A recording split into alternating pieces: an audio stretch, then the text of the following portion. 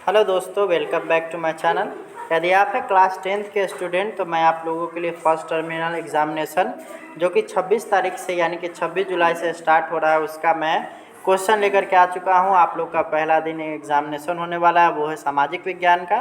तो चलिए स्टार्ट करेंगे वीडियो और देखना शुरू करेंगे कौन कौन से प्रश्न हैं। यहाँ पे आप लोग को देख सकते हैं, पहला क्वेश्चन है वैश्वीकरण का क्या अर्थ है। तो इसमें 4 ऑप्शन दिए गए हैं, तो यहाँ पे आप लोग का हो जाएगा सही आंसर होगा विश्व अर्थव्यवस्था से समन्वय। नेक्स्ट हम लोग देखेंगे तो यहाँ पे अर्थव्यवस्था के किस क्षेत्र से हरित क्रांति संभव है। तो ये हो जाएगा आपका ऑप्शन नंबर ए, प्राथमिक क्षेत्र से। अगला हम लोग देखेंगे तो निम्नलिखित में से कौन सा संस्था भारत में मुद्रा जारी करने के लिए अधिकृत है। तो इसमें जो सबसे सही आंसर है वो है आपका option number A, reserve bank of India. Next हम लोग देखेंगे तो बिहार राज्य है। तो यहाँ बिहार राज्य की अगर बात किया जाए तो यहाँ यह एक कृषि प्रधान राज्य है और यहाँ पे अधिकांश लोग कृषि किया करते हैं। नेक्स्ट हम लोग देखेंगे तो निम्नलिखित में से कौन हमारे रहन सहन के स्तर को प्रभावित करता है। तो ये हो जाएगा आपका ऑप्शन नंबर सी, प्रति व्यक्ति आय। अगला सवाल हम लोग देखेंगे तो बिहार में अभी कितने ज़िले हैं। तो बिहार में अगर बात किया जाए तो अभी 38 ज़िले हैं। अगला सवाल हम लोग देखेंगे तो जर्मनी के एकीकरण के लिए कौन उत्तरदायी था। तो जर्मनी के एकीकरण के लिए बिस्मार्क उत्तरदायी था, आप लोग ने अगर पढ़ा होगा। अगला हम लोग देखेंगे तो फ्रैंकफर्ट की संधि किस वर्ष हुई थी। तो फ्रैंकफर्ट की संधि की बात किया जाए तो ये 1871 ईस्वी में हुई थी। आप लोग को मैं बताते चलूँ कि ये ओरिजिनल प्रश्न पत्र नहीं है, अभी ओरिजिनल प्रश्न पत्र आया नहीं, इसीलिए मैं आप लोगों के लिए ऐसा क्वेश्चन लेकर के आया हूँ जो कि इसी टाइप के क्वेश्चन रहते हैं। और जैसे ही ओरिजिनल प्रश्न पत्र आप लोग के बीच और हम लोग के बीच आ जाता है तो मैं आप लोगों के लिए वीडियो लेकर के आ जाऊँगा। तो चलिए स्टार्ट करेंगे। अगला तो यहाँ पे सेफ्टी लैम्प का आविष्कार किसने किया था। तो ये हो जाएगा आपका option number A, Humphry Davy ने। अगला सवाल हम लोग देखेंगे तो भारत छोड़ो आंदोलन का प्रसिद्ध नारा क्या था। तो करो या मरो। अगला हम लोग देखेंगे तो समाजवादियों का बाइबिल किसे कहा जाता है। तो ये हो जाएगा आपका option number B, Das Kapital को। अगला हम लोग देखेंगे तो भारतीय राष्ट्रीय कांग्रेस की स्थापना कब हुई थी। तो 1885 ईस्वी में। नेक्स्ट हम लोग देखेंगे तो यहाँ पे गांधी जी ने भारत में सत्याग्रह का पहला प्रयोग कहाँ किया था। तो ये हो जाएगा आपका ऑप्शन नंबर ए, चंपारण में। अगला हम लोग देखेंगे तो मुद्रा का आविष्कार कहाँ हुआ था, मुद्रण का आविष्कार कहाँ हुआ था। तो मुद्रण की जब बात की जाती है तो उसमें चीन का नाम आता है, यानी कि ऑप्शन नंबर सी। नेक्स्ट हम लोग देखेंगे तो तीन कठिया प्रणाली किन पर लागू थी। तो तीन कठिया प्रणाली आप लोग ने अगर पढ़ा होगा, बिहार में चंपारण है, चंपारण में जो है ये तीन कठिया प्रणाली ज़्यादातर विकसित था, तो यहाँ पे किसानों पर ये लागू होता था। ठीक है। नेक्स्ट हम लोग देखेंगे तो जलियांवाला बाग हत्याकांड की जांच के लिए सरकार ने किस समिति का गठन किया था। तो आपको जो आंसर दिए गए हैं उसमें आपका सही आंसर है आपका ऑप्शन नंबर ए, हंटर समिति। अगला सवाल हम लोग यहाँ पे देख रहे हैं वो क्या है, डॉक्टर राजेंद्र प्रसाद का जन्म स्थान कहाँ है।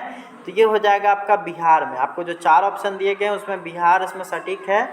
अगला हम लोग देखेंगे तो ककोलत जलप्रपात बिहार के किस जिला में स्थित है। तो यहाँ पे आप लोग देख सकते हैं इसका जो सही आंसर होगा वो होगा आपका ऑप्शन नंबर बी, नवादा जिला में। नेक्स्ट हम लोग देखेंगे तो किस देश की सीमा बिहार से जुड़ी है। तो देश की अगर बात किया जाए तो नेपाल देश की सीमा बिहार से आकर के लगती है उत्तर में। नेक्स्ट हम लोग देखेंगे तो गठबंधन की सरकार बनाने के लिए किस प्रकार की दलीय व्यवस्था का होना आवश्यक है। तो इसका हो जाएगा बहुदलीय व्यवस्था। इस प्रकार की व्यवस्था में एक से अधिक दल किसी राज्य में रहते हैं या फिर किसी राष्ट्र में रहते हैं, तभी जाकर के यह संभव है। अगला देखेंगे हम लोग तो भारतीय जनता पार्टी के प्रथम अध्यक्ष कौन थे। तो ये हो जाएगा आपका अटल बिहारी वाजपेयी, यानी कि ऑप्शन नंबर डी। अगला सवाल हम लोग देखेंगे तो भारत में राष्ट्रीय आपातकाल की घोषणा कब हुई थी। तो ये हो जाएगा आपका ऑप्शन नंबर बी, 1975 ईस्वी में, जब इंदिरा गांधी की सरकार हुआ करती थी यहाँ पे। तो यहाँ पे पहली बार जो है आपातकाल की घोषणा की गई थी। नेक्स्ट हम लोग देखेंगे तो एशिया और यूरोप के बीच कौन सा प्राचीन स्थल व्यापारिक मार्ग था। तो इसका आपका हो जाएगा आपका ऑप्शन नंबर बी, रेशम मार्ग। यहाँ पे रेशम मार्ग हुआ करता था जिसका नाम दिया गया था रेशम मार्ग। यह जो है एशिया और यूरोप के बीच व्यापार करने का एकमात्र होता था। अगला हम लोग देखेंगे तो चौरी चौरा कांड के बाद गांधी जी ने निम्नलिखित में से किस आंदोलन को बंद कर दिया था। तो चौरी चौरा हत्याकांड जब हो रहा था तो उस समय एक आंदोलन चल रहा था जिसका नाम था असहयोग आंदोलन। तो इसके विरोध में, चौरी चौरी हत्याकांड के विरोध में गांधी जी ने असहयोग आंदोलन को स्थगित करने का फैसला कर लिया था। अगला हम लोग देखेंगे तो अंतर्राष्ट्रीय मजदूर दिवस कब मनाया जाता है। तो अंतर्राष्ट्रीय मजदूर दिवस की बात किया जाए तो ये है आपका 1 मई को मनाया जाता है। आप लोग को पता होना चाहिए कि लेबर डे जो है वो 1 मई को मनाया जाता है। वर्तमान में भारत में कितने केंद्र शासित प्रदेश है। अगर वर्तमान की बात किया जाए तो भारत के अंदर अभी जो है वो 9 केंद्र शासित प्रदेश है, जम्मू और श्रीनगर के जुड़ने के बाद। अगला हम लोग देखेंगे तो सूचना का अधिकार संबंधी कानून कब पारित हुआ था। तो आपको जो 4 ऑप्शन दिए गए हैं उसमें सबसे सही आंसर है वो है आपका ऑप्शन नंबर बी 2005 ईस्वी में। अगला सवाल हम लोग देखेंगे तो यहाँ पे है, किसने कहा था लोकतंत्र जनता का जनता के द्वारा तथा जनता के लिए शासन है। तो इसका जो सही आंसर हो जाएगा वो हो जाएगा आपका अब्राहम लिंकन, यानी कि ऑप्शन नंबर बी। अगला सवाल हम लोग देखेंगे तो पंचायती राज संस्था को संवैधानिक दर्जा किस संविधान संशोधन से प्राप्त हुआ था। तो 73वां जब संशोधन हुआ था तो उस समय पंचायती राज संस्थानों को संवैधानिक दर्जा मिल गया था कि आप जो है एक तरह से सरकार, मतलब कि आप जो है यहाँ पे पंचायती राज के द्वारा अपने पंचायत का विकास कर सकते हैं। यहाँ पे पंचायती राज में आप लोग जानते ही होंगे कि सरपंच, मुखिया वगैरह होते हैं। अगला हम लोग देखेंगे तो भारत में लोकतंत्र की सफलता में क्या बाधा है। तो यहाँ पे आपको देखिएगा तो अशिक्षा, गरीबी, बेरोजगारी, ये तीनों ही बाधा यहाँ के लोकतंत्र में है, इसलिए इसका ऑप्शन नंबर डी सही हो जाएगा। ठीक है। अगला हम लोग देखेंगे तो बिहार में रज्जू मार्ग कहाँ स्थित है। तो आप लोग को पता होना चाहिए कि राजगीर ही एक ऐसा ज़िला है जहाँ पे जो है रज्जू मार्ग अभी कार्य कर रहा है। रज्जू मार्ग में होता क्या है कि एक तरह से रस्सी का यूज कर करके एक पहाड़ी से दूसरे पहाड़ी पर जाया जाता है। नेक्स्ट हम लोग देखेंगे तो सासाराम नगर का विकास कब हुआ था। तो सासाराम अगर नगर की बात किया जाए तो ये प्राचीन युग का शहर है। अगला हम लोग देखेंगे तो गोविंद सागर कृत्रिम जलाशय संबंधित है। तो गोविंद सागर अगर कृत्रिम जलाशय की बात किया जाए तो ये भाखड़ा नंगल बांध से संबंधित है।